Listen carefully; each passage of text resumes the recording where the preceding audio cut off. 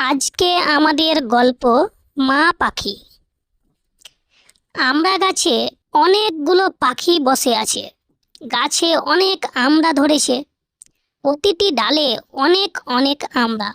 এত আমড়া ধরেছে যে বেশ কিছু ডাল ঝুলে পড়েছে।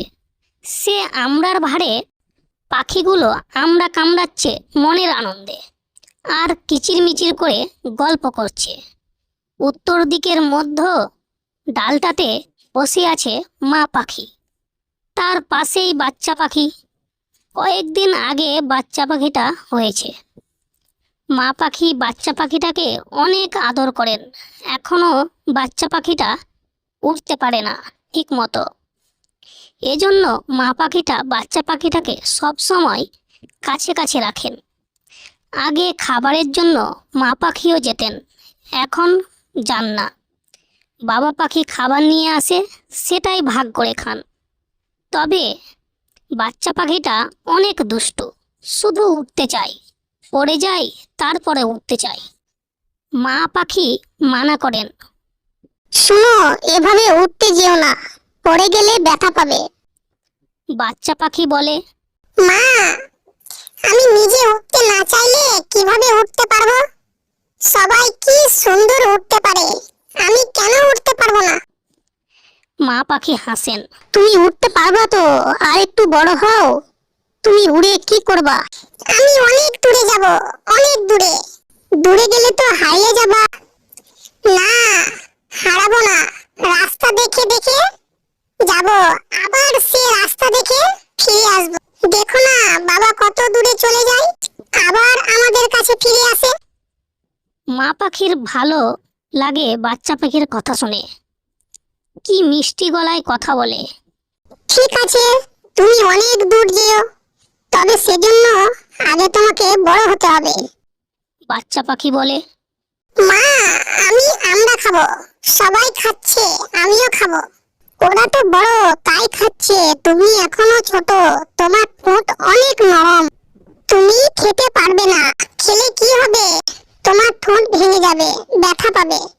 বাচ্চা পাখি এটা বিশ্বাস করে না, বলে, না, ঠোঁট ভাঙবে না, আমি আমড়া খাবো। এবার মা পাখিটা বলে, আমড়া অনেক টক, তোমার খারাপ লাগবে। অন্য পাখিগুলোর দিকে দেখিয়ে বাচ্চা পাখিটা বলে, না, খারাপ লাগবে না। ওই দেখো, সব পাখি কি আনন্দে খাচ্ছে, আমিও খাবো। নিরুপায় হয়ে মা পাখিটা আমড়ার একটা মুখে নেন, তারপর সেটা নরম করে বাচ্চা পাখির মুখে দেন। বাচ্চা পাখি সেটা খেতেই চিৎকার দিয়ে ওঠে। এত টক কেন? মুখ চুলকাচ্ছে। মা পাখি বলেন, আমি তো আগেই বলেছিলাম তোমাকে, তুমি তো আমার কথা শুনলে না। বাচ্চা পাখি কান্না জুড়ে দেয়। মা পাখি বলে, দেখছো, নিষেধ করছি না, তা শুনছো না, বিধায় এই অবস্থা। তোমার বাবা আসুক, তাকে মিষ্টি আনতে বলবো। বাচ্চা পাখিটা জিজ্ঞেস করে, মিষ্টি খেলে কি হয়? এই যে তোমার টক লাগছে, তা মিষ্টি খেলে চলে যাবে, মুখ আর চুলকাবে না। এবার পাখিটা কান্না করতে করতে বলে, আমি মিষ্টি খাবো, তাড়াতাড়ি মিষ্টি দাও। একটু অপেক্ষা করো, তোমার বাবা আসলেই আনতে বল।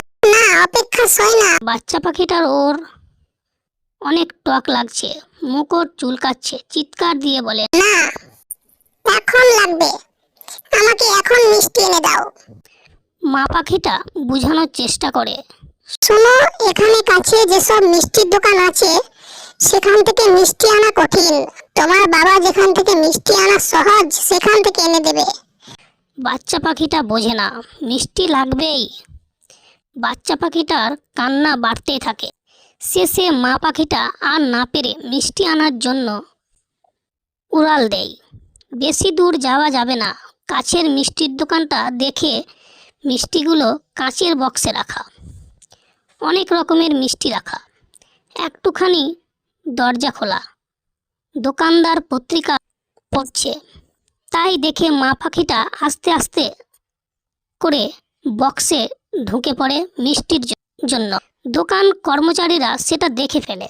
সে সাথে সাথে ওই কাঁচের বক্সের দরজাটা বন্ধ করে দেয়। পাখিটিকে ধরতে বেশি কষ্ট করতে হলো না।